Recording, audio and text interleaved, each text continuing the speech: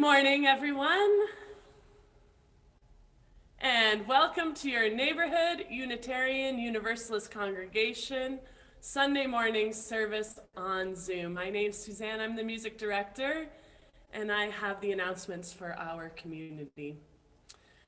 Going on now, Neighborhood Remembers. Join a photo and text to create a memorial wall of congregants and loved ones who have passed. More details from that in our Monday mailing. You should have been sent a congregational survey. Please remember to fill out the survey on how you're doing and how we may keep looking after each other during this pandemic. If you haven't received it, please sign up for emails from Neighborhood at office@nuuc.ca. The deadline for that survey is this Saturday. Tomorrow, our new website is launching. Check out our new website at our old website address, www.nuuc.ca. This Friday is our monthly talent night. Talent night is an open mic night for performers of all types and ages, hosted by MC Allison. That starts at 7:30 on Friday, and the Zoom address will be in our weekly mailing. For all weekends in December, we're looking for volunteers for 2-hour shifts to help sell Christmas trees outside of our new building. The proceeds from this project fund the Out of the Cold program. If you're interested and could help out, you can contact me for more information.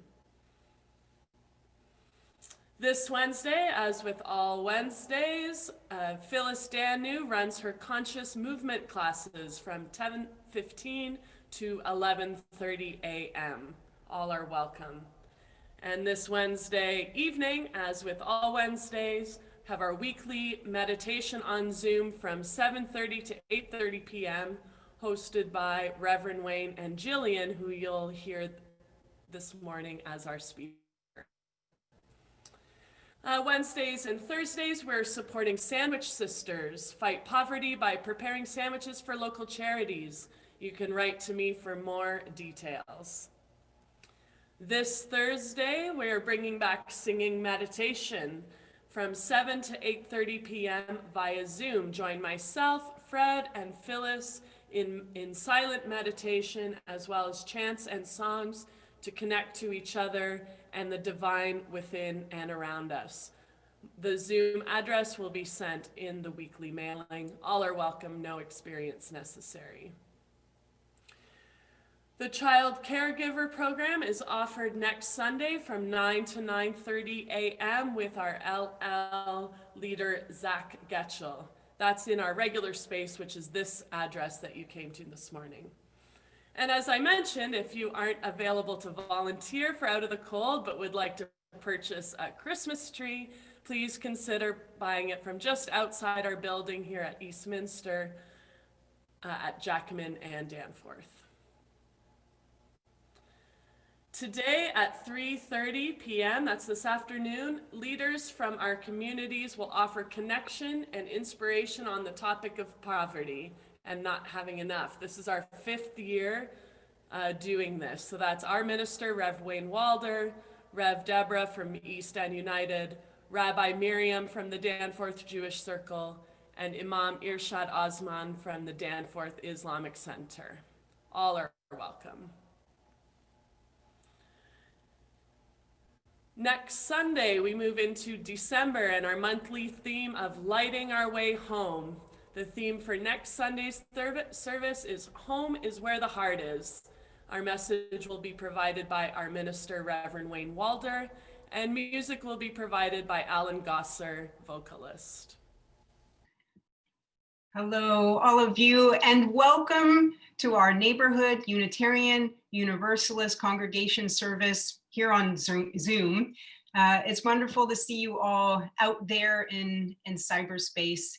And it's wonderful to welcome you here as we stay emotionally and spiritually close in these times that we're physically apart.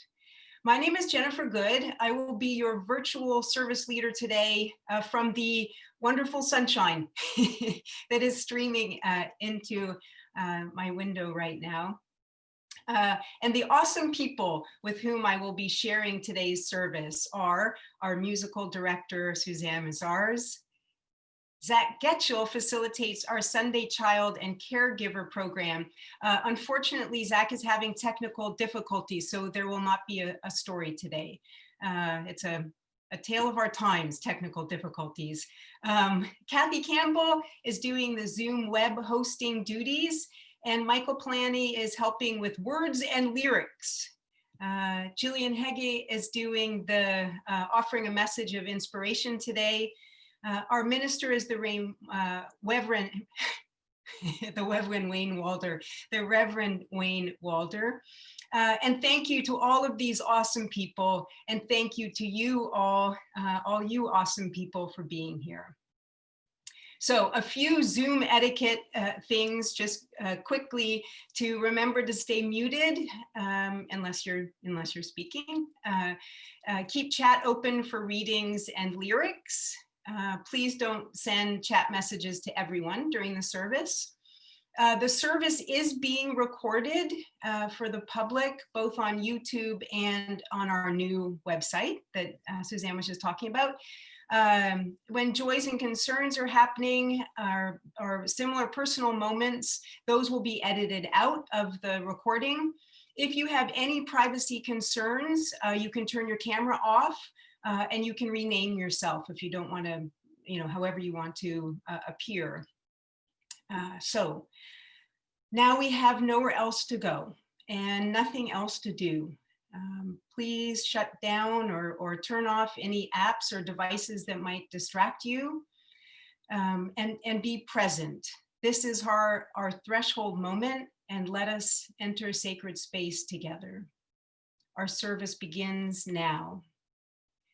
As we light our chalice, I encourage you to light your own personal chalice, if you have one, or a candle, or you could hold your hands in the shape of a chalice. And I will ask Susanne to light our chalice as we sing.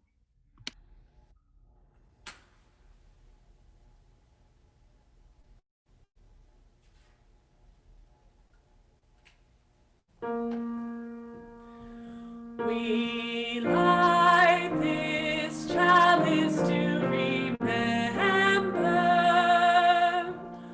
to light the fire within our own hearts.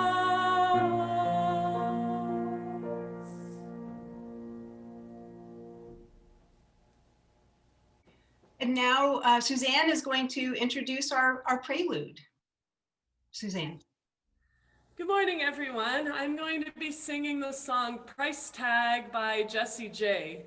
We don't often do pop music at our services because often they have a very materialistic message about having a lot of money or fancy cars or items of status. So I was surprised to find a song that was a counter message to that, about music being there to bring people together and to forget about the status symbols, and the point is to join together and enjoy life. So I hope you enjoy. Just give me 1 second to pull it up here. Excellent. Hope you enjoy Price Tag by Jessie J.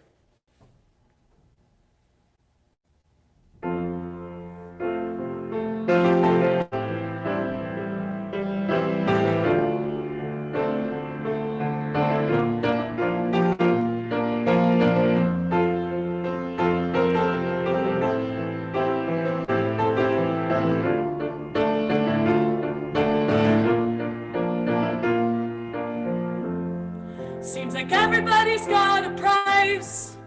I wonder how they sleep at night. When the sale comes first and the truth comes second, just stop for a minute and smile. Why is everybody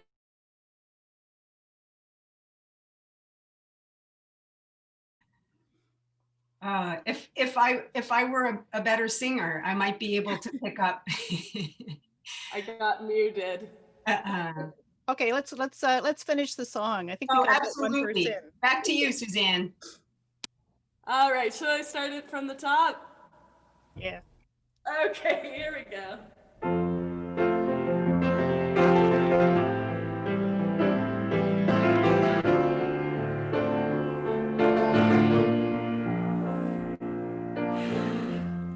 Seems like everybody's got a price. I wonder how they sleep at night. When the sale comes first and the truth comes second, just stop for a minute and smile. Why is everybody so serious? Acting so damn mysterious. Got your shades on your eyes and your heels so high that you can't even have a good time. Everybody look to their left, everybody look to their right. Can you feel that? We're paying with love tonight. It's not about the money, money, money. We don't need your money, money, money. We just want to make the world dance. Forget about the price tag. Ain't about the cha-ching, cha-ching. Ain't about the ba-bling, ba-bling. Want to make the world dance. Forget about the price tag. Oh.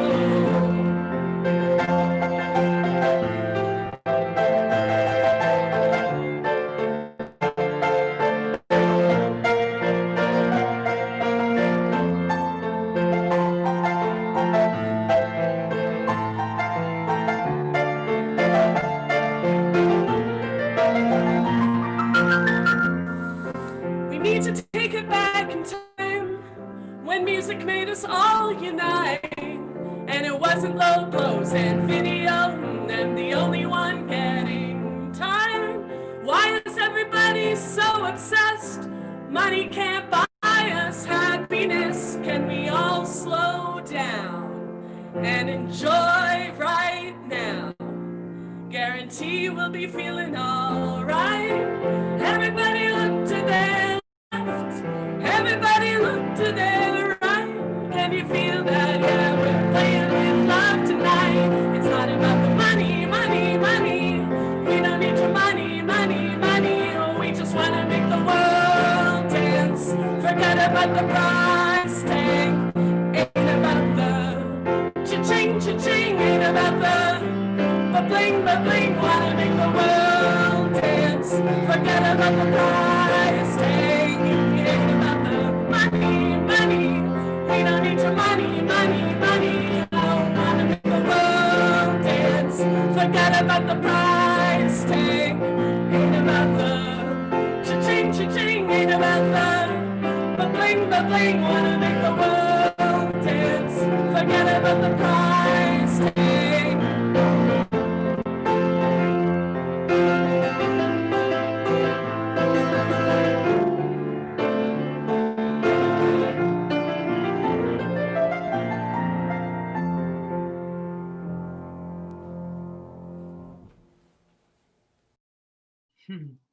Thanks, Suzanne. Good morning and welcome. I have been drawn to earth-based spirituality for a long time. Indeed, most of my life. And two aspects of earth-based spirituality strike me.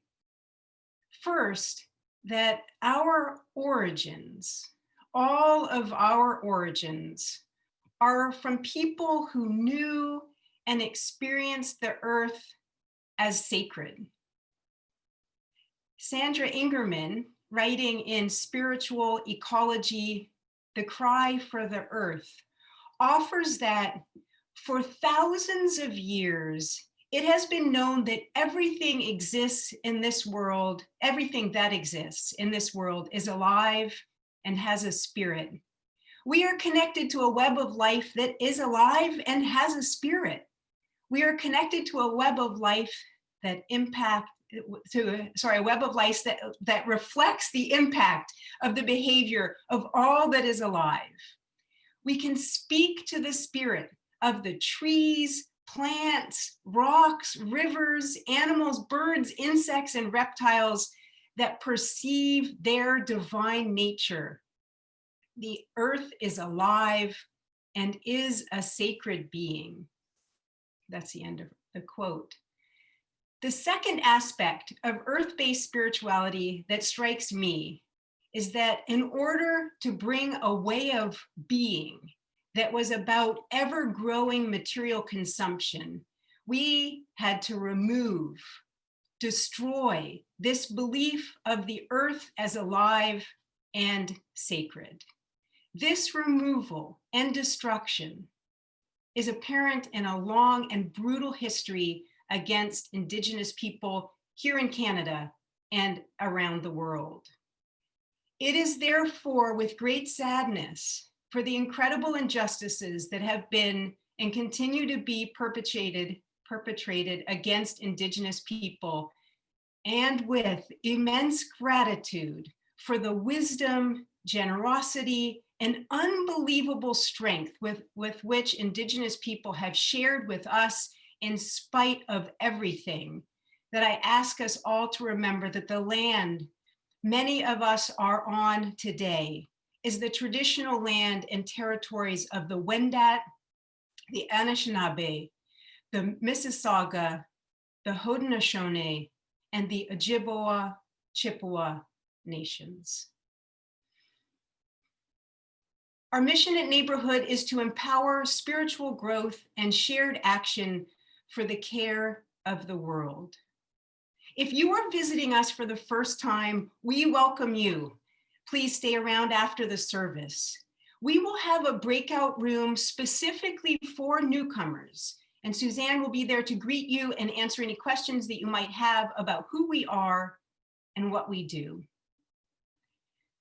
Our theme for November is widening the lens, and indeed, is not one way of making sense of the age in which we live the absolute narrowing of the lens. We are a species that has, in the last few hundred years, worked hard to keep the focus not just on humans to the exclusion of just about every other aspect of the planet, but on a very few humans for whom the current systems supply incredible material treasure. We have also narrowed the lens to prioritize endless economic growth at the exclusion of just about every other indicator of societal, indeed global well-being. But what, and I'm reading a quote here, if we approached rivers, mountains, dragonflies, redwoods, and reptiles as if all are alive, intelligent, suffused with soul, imagination, and purpose, what might the world become? Asked Janine Marie Hogan in her chapter entitled Imagining Earth. She goes on to ask, if we do not already recognize that the others are spiritual, psychic presences as well as physical beings, perhaps it's still possible to teach ourselves to sense the world from a different set of assumptions, from a different lens, from a different world view. Indeed. Traditionally at this time in the service, we ask you to turn to your neighbor and greet them. Now briefly unmute your device and offer a greeting to those around you. We will sound a chime at the end. If you take a moment, you can go to gallery view and greet those around you. Hi, Nancy. Hi, Pat. Yo, yo, yo. Hey, Jerry. Lauren. Lauren. Deb, Tina. Doug Shadow. Hey, Deb. Dylan. Susan. Ellen. Wherever you are. Dina. Deb. Lauren. Lord, hey, Gail. Celeste. Rose. Then, hey, Deidre. And Jerry, I don't think I know you. Nice to see you.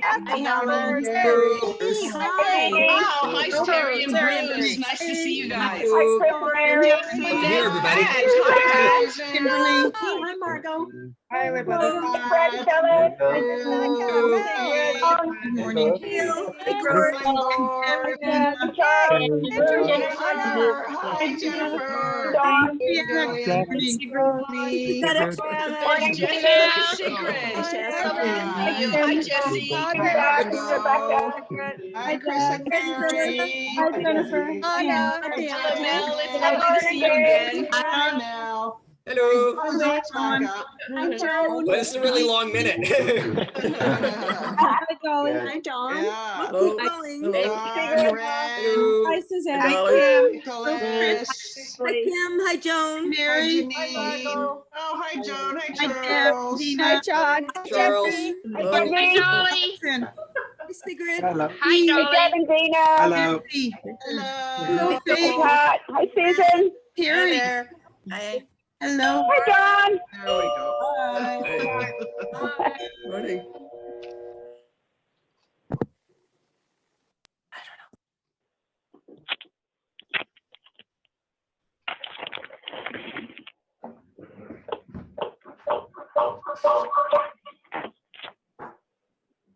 Hi. I heard somebody say that was a very long minute. That was great. Thank you all. Now I invite you to join me in reading our opening words, which will now appear on your screen. If you're on a phone, you can follow me as I read, and memory will fill in the rest. Let us cast the circle of a sacred space here. Let us cast the circle of a cherished space here. A space of safety, a place of forgiveness, a place of love. If we want the world to change, we must craft in our space and in ourselves the seeds that grow a different kind of life, a life of graciousness, of creative intelligence, a place of life and spirit for ourselves and our families.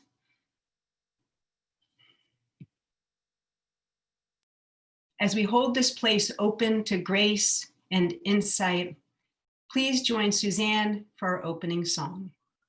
Susanne? For our opening hymn this morning, we're going to sing number 331, Life is the Greatest Gift of All. And what I appreciate about this hymn, besides the beautiful tune, is that the lyrics place life and all creation as a gift rather than as a commodity.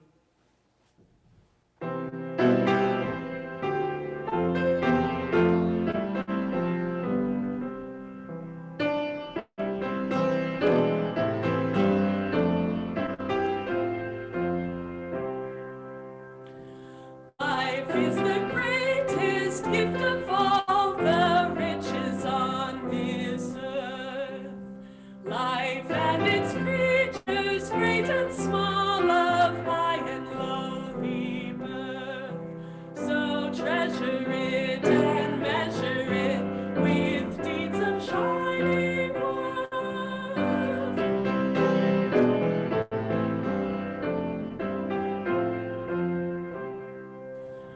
Mind is the brightest gift of all, its thoughts no barrier mars. It seeks creation's hidden planets, quests surmounts all bars. It rains the wind, it chains the storm, it weighs the outmost stars.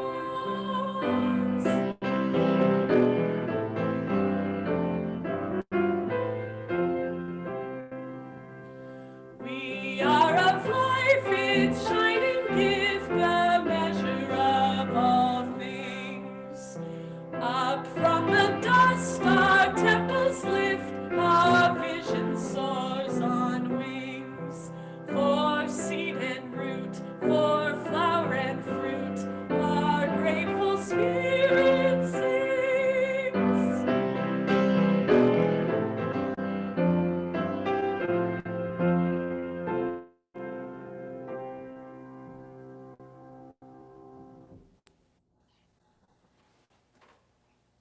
Thanks, Suzanne. So Zach would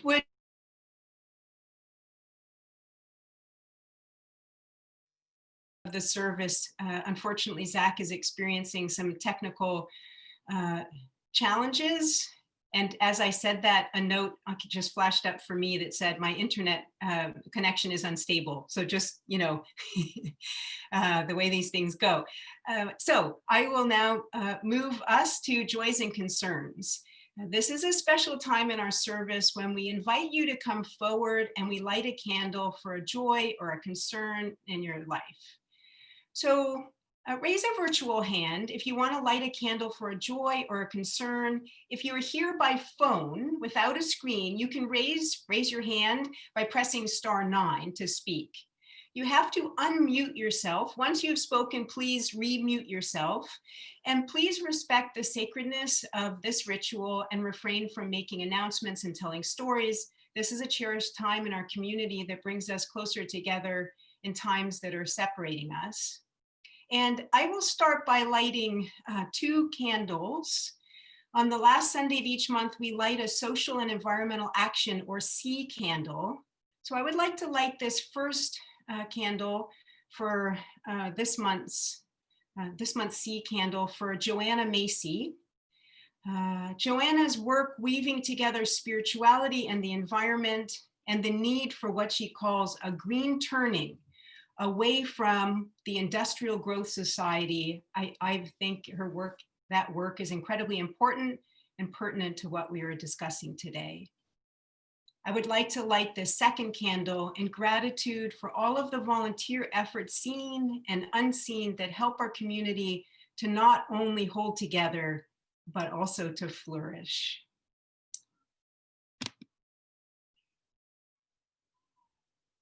Okay, thank you. So I would like to ask for a final candle to be lit. And we light this candle for the joys and concerns that remain unspoken in our hearts.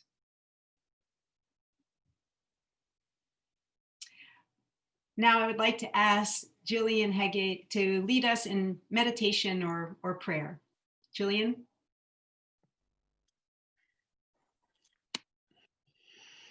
Thank you. So I thought, since our theme today is for this month is widening the lens, that for meditation, we could do meta practice, which means widening the lens of our loving kindness. And we'll start by coming into our bodies. Close or lower your eyes. Notice your connection to the ground through your feet.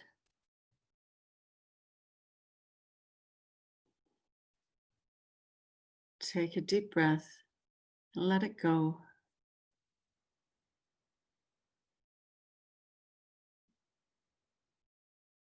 And think, to start, of someone who you have learned from, who you look up to, who you feel gratitude for. Picture that person's face and wish with all your heart that they be free from suffering, that they be happy and healthy, and that they have ease and grace in their lives.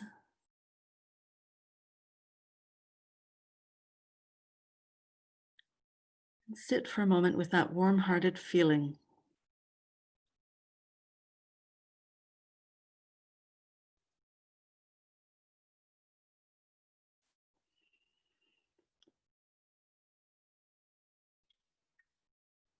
And notice how it feels in your heart to wish someone well.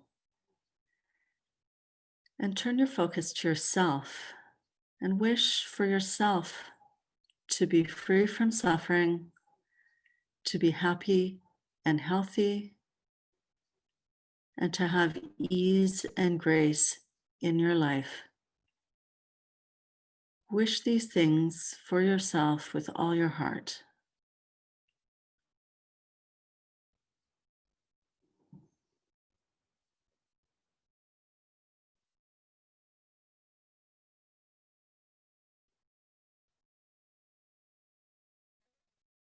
Notice how it feels to really wish yourself well. And then think of someone who you don't really know very well, an acquaintance, maybe someone from church, someone who works somewhere that you go, and wish for this person that they be free from suffering, picture their face as you wish for them to be happy and healthy. And wish for this acquaintance to have ease and grace in their lives.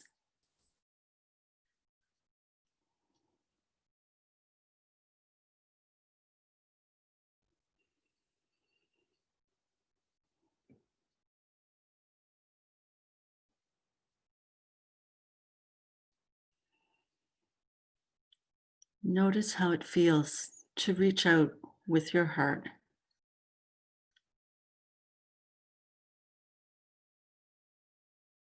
Now picture in your mind someone who you may have had conflict with in the past, someone who you think of as a difficult person. If there's no one in your life like this, you could think of a public figure and wish for them, as you picture their face, to be free from suffering. Wish for this difficult person to be happy and healthy.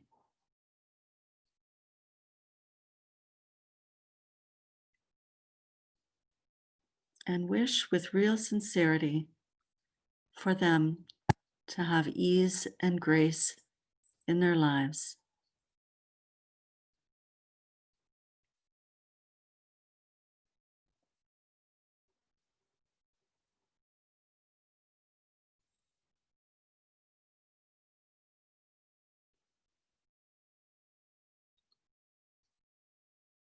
Really keep the feeling of loving kindness in your heart.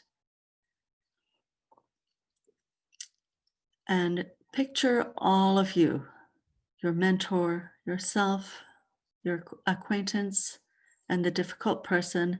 Picture all of you together and wish for all of you to be free from suffering, to be happy and healthy, and to have ease and grace in all of your lives.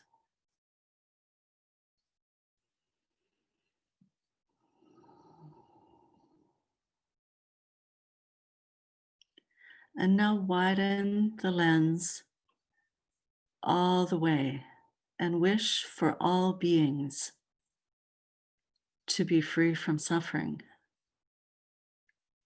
to be happy and healthy, and wish for all beings to have ease and grace in their lives.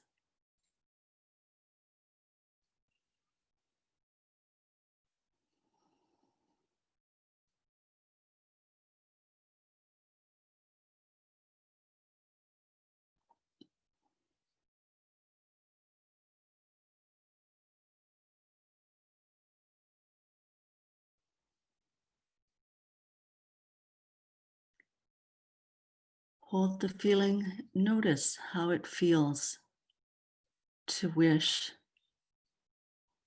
for all beings to be free from suffering.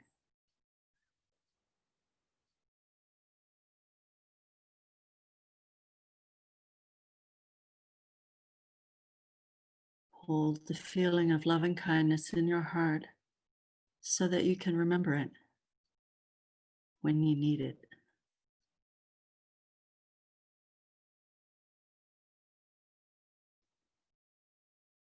Bring your awareness back into your body. Take a breath. Notice your feet on the floor.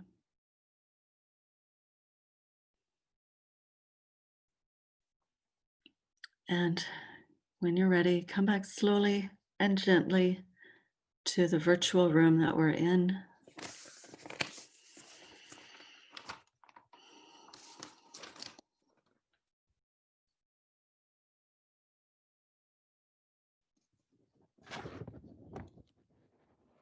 So thank you. Thanks to Jennifer. I want to just say what she said, actually, but also thanks for the opportunity today for to all of you to speak on behalf of our Social and Environmental Action Committee.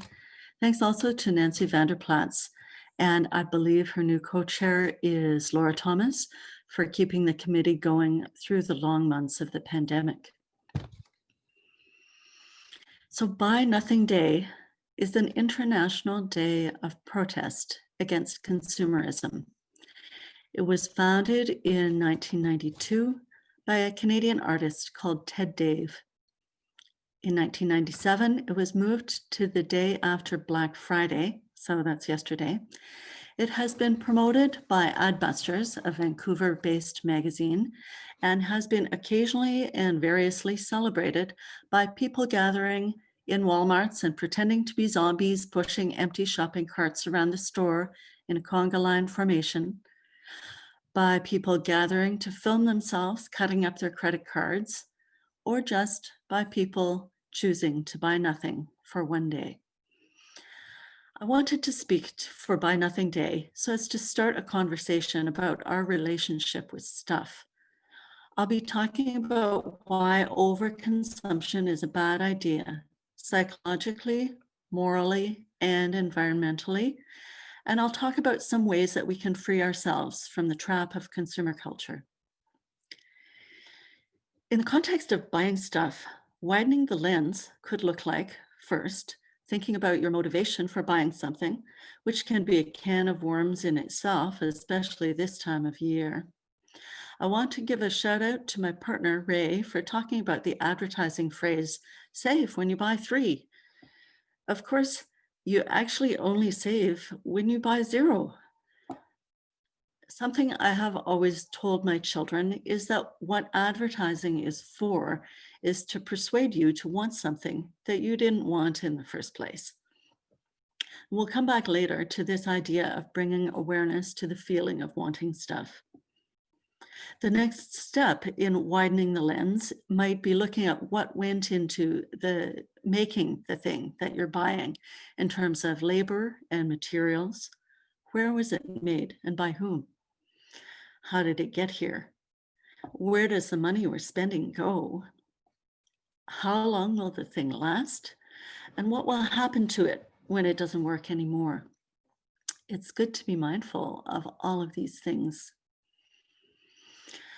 And I do want to make clear, of course, that overconsumption is a first world problem, a problem that a lot of people, even here in Canada, would be happy to have.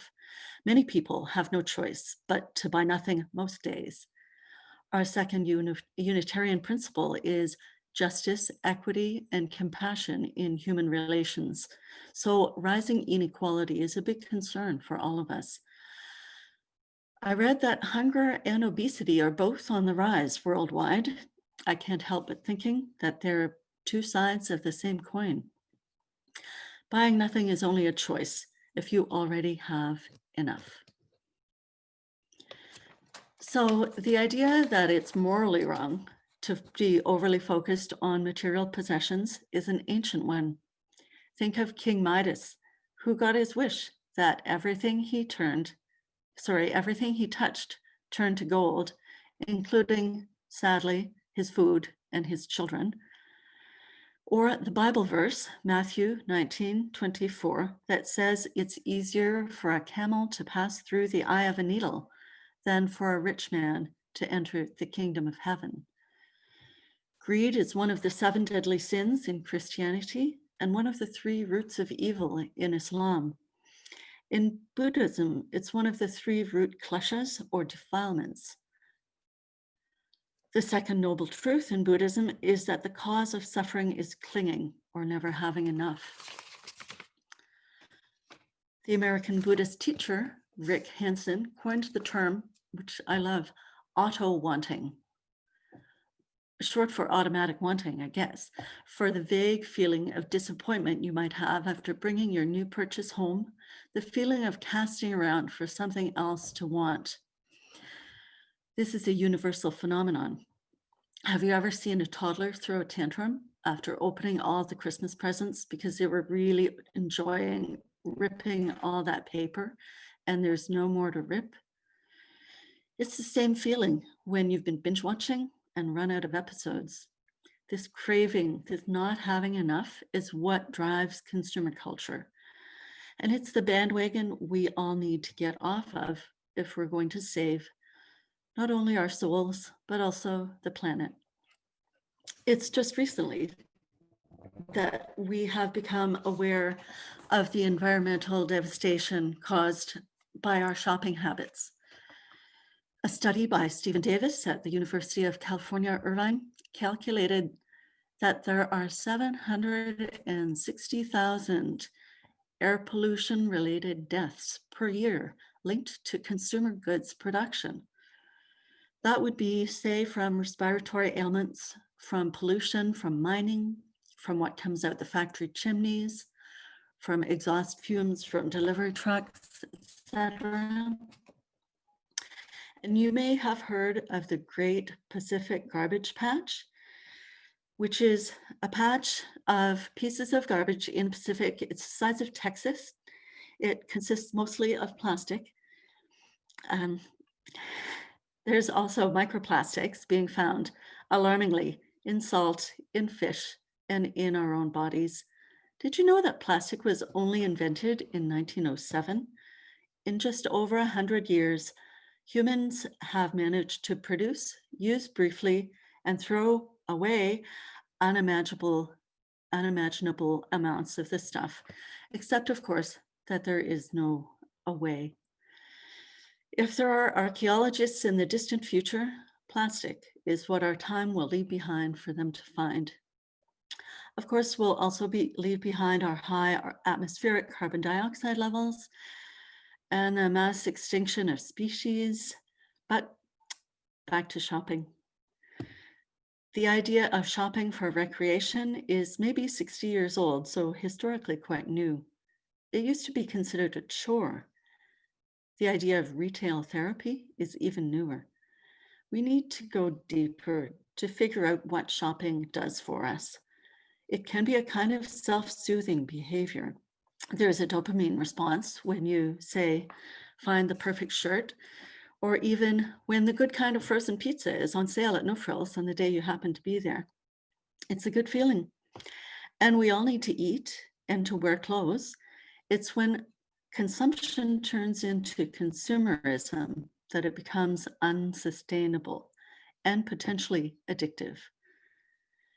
Tim Kasser, who has spent 30 years studying the psychology of materialism, says, what research has shown in literally dozens of studies is that the more people prioritize materialistic values, the less happy they are, the less satisfied they are with their lives, the less vital and energetic they feel, the less likely they are to experience pleasant emotions like happiness and contentment and joy. The more depressed they are, the more anxious they are, the more they experience unpleasant emotions like fear and anger and sadness, and the more likely they are to engage in the use of addictive substances. So, buying too much stuff is morally wrong, environmentally harmful, and makes us feel bad. The good news is that there is already pushback to overconsumption, even in mainstream culture. Think of the popularity of Marie Kondo, although Jennifer pointed out to me that Marie Kondo now has her own line of products, which kind of defeats the purpose of promoting minimalism, but there you go. That proves something. I won't even go there. The horrified fascination that people have for the TV show Hoarders is another example of maybe we don't need so much stuff. So possibly the tide is starting to turn. France in January of this year passed a right to repair law, which combats planned obsolescence in consumer goods. That is, manufacturers are required to make spare parts available, and products that are not able to be fixed are not allowed to be sold. And it seems popular now to have children's birthday parties where people are encouraged to donate to charity instead of buying toys for gifts. There has been some public conversation around the idea of minimalism. And last year, I heard a term that made me so happy. It was news to me to hear this term, post-consumer. So maybe the era of too much stuff is starting to wind down. And more good news is that there are alternatives to buying stuff new. When I Googled the sharing economy, my computer told me that it had well over 1 billion results. So it's clearly a real thing and happening. My favorite examples of the sharing economy are our own silent auction that we just had last week, and the public library. Bike share is also a great and popular invention. There are car sharing companies, a tool library, and many, many online barter sites. The clothing exchange that we've had over the years at NUUC is also a great example of the sharing economy. It's also good morally, environmentally and psychologically to buy used, or if you can, to buy things that are made to last for a really long time. When you buy locally produced products from small businesses in the neighborhood, your money stays in the neighborhood. And there's so much stuff around that sidewalk shopping can be quite rewarding too. I have got really nice rugs, chairs, china, books, all kinds of things from just walking around the city. I remember when our kids were little and we were both working, reading an article in Maclean's about the idea of time poverty. This is the concept that modern parents in particular may very well have enough money, but that they're really squeezed for time. I really identified with the descriptions of the overly full days, the nonstop commitments, the feeling of being a slave to your possessions. One day, I rebelliously took an hour or so and made some salsa from scratch and canned a few jars. I remember thinking that it was ridiculous that cooking and preserving food felt like thumbing my nose at the rat race. It's so simple and so grounding. Michael Pollan says, if you want to do one thing for the environment, cook your own food. Cooking your own food and eating it together without looking at your phone means you have to slow down. It's one way of taking back ownership of your time. It also involves obviously much less packaging than takeout or pre-prepared foods. So less embedded energy, so less garbage. Also, it's cheaper. There are many other ways to unhook the claws of late-stage capitalism from your life, or you could say to choose time over stuff. Meditation and yoga are great ones in that they're completely free. They are also ways to literally practice working with this auto-wanting that we all tend to have.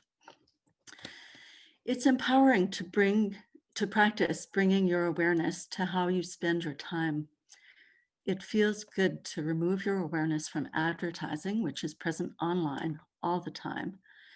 It feels great to get outside, to learn the names of the plants that grow through the cracks in the concrete, to notice that there are still trees and birds, and sometimes even other wildlife, if you're lucky. But the most important thing that Buy Nothing Day can teach us is to practice contentment. Thoreau said, I make myself rich by making my wants few. Gratitude for what we already have is part of this practice. So is acceptance of and trust in the present moment, ourselves, and each other. We already know that external sources of happiness are fleeting. We already know that we can't feed our spiritual hunger with material possessions. When we consciously cultivate contentment, the feeling of having enough, we make ourselves rich by making our wants few. Happy Buy Nothing Day, and thank you for listening.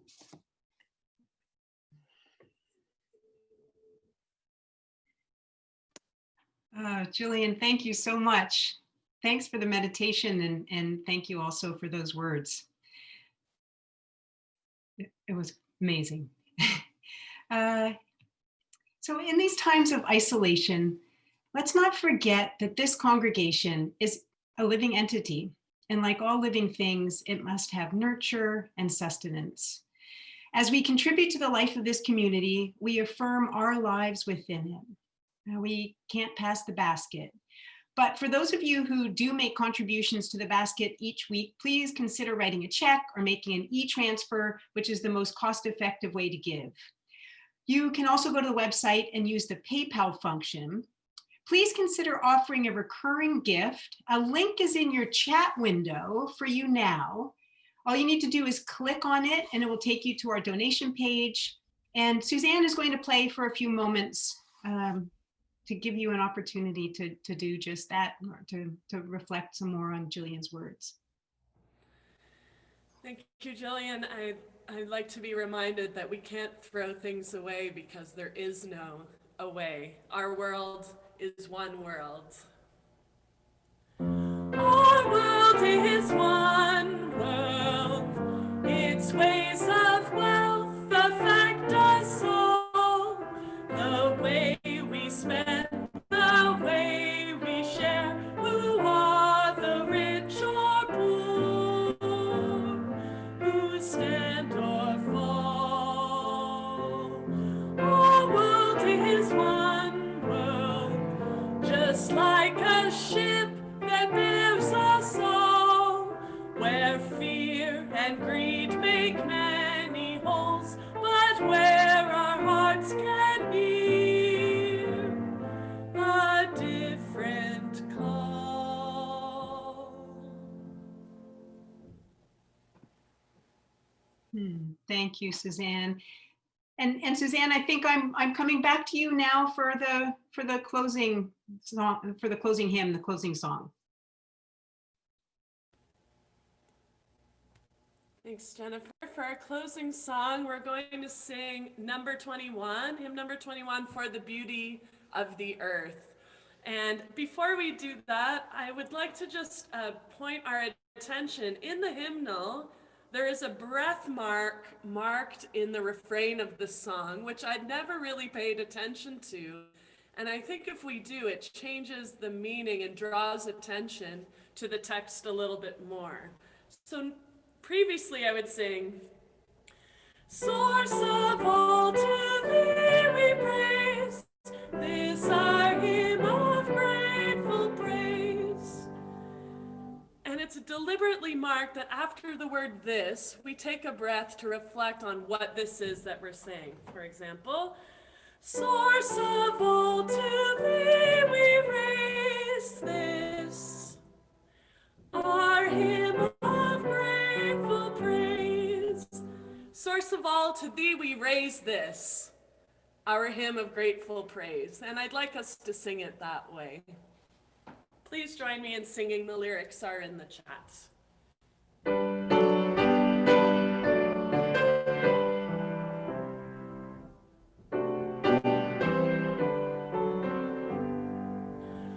For the beauty of the earth, for the splendor of the skies, for the love which from above over and around us lies.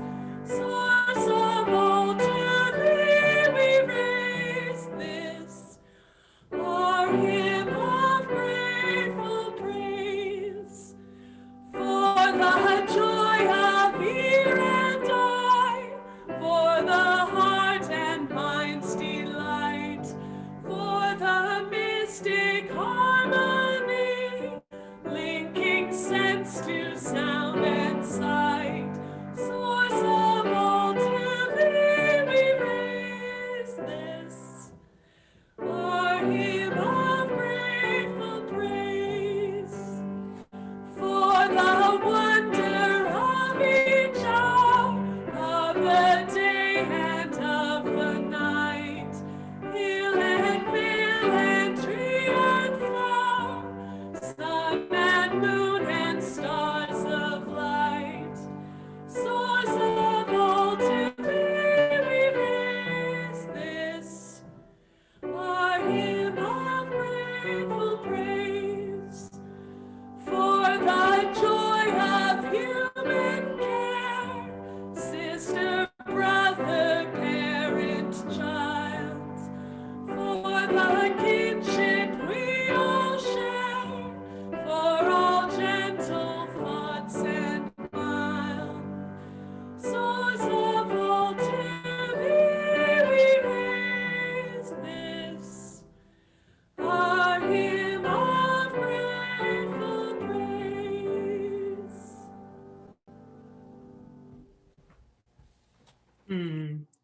Susanne. That's beautiful. And I am now returning it once again to Susanne, who will extinguish the chalice while we sing. Again, the lyrics will be in the chat.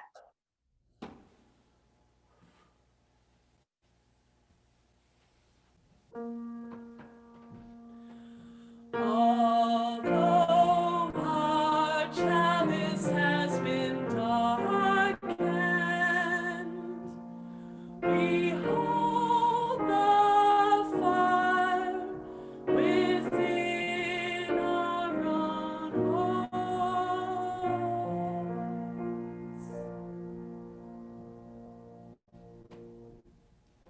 Thanks, Susanne. We have a tradition of circling round and holding each other's hands at the end of service.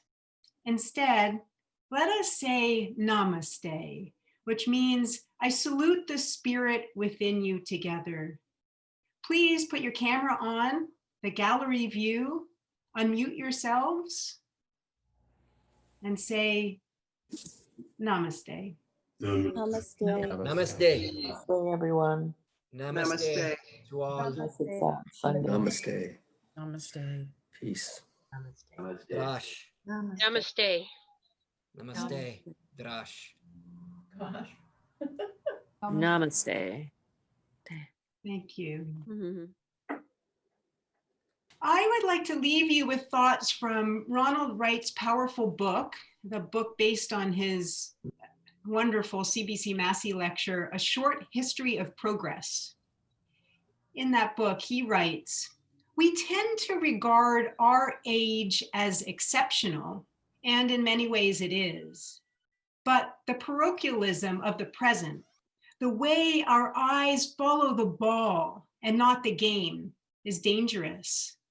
Absorbed in the here and now, we lose sight of our course through time, forgetting to ask ourselves Paul Gauguin's final question, where are we going? I encourage us all to ponder where we are going by widening our lens, embracing Gillian's message to question our consumption, and by remembering what our ancestors knew. We are surrounded by, are absolutely a part of divine nature. Our service has ended. For those of you who do not wish to do not wish to join a breakout room, thank you for joining us. Everyone who remains here will be assigned to a breakout room. Please remember, if you are new to the service, please feel free to remain so that you can be welcomed by Susanne.